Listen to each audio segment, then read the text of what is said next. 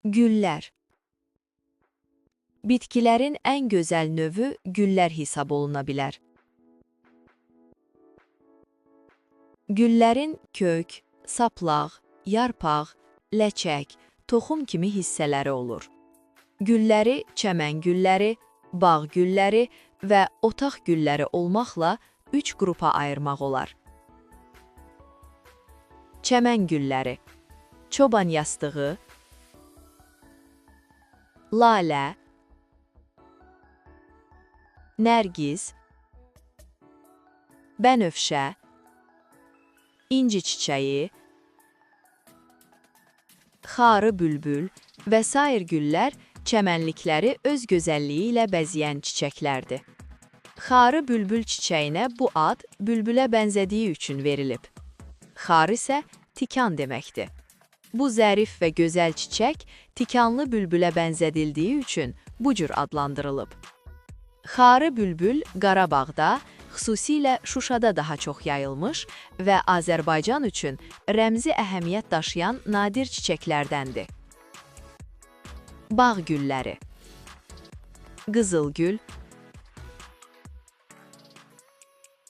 zambağ,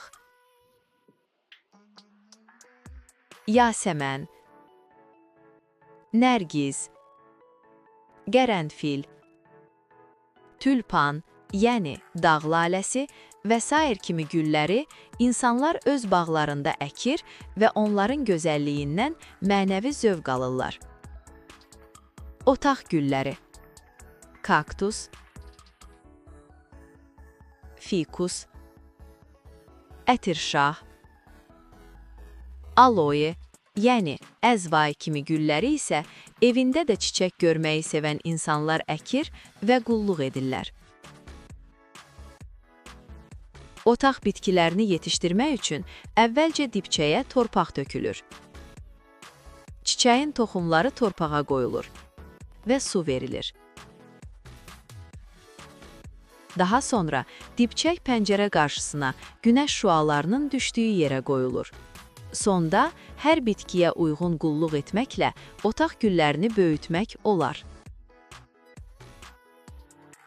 Videoların davamlı olması üçün kanala abunə olmağı, videoları bəyənməyi və şərh yazmağı unutmayın. Diqqətiniz üçün öncədən hər birinizə təşəkkürlər.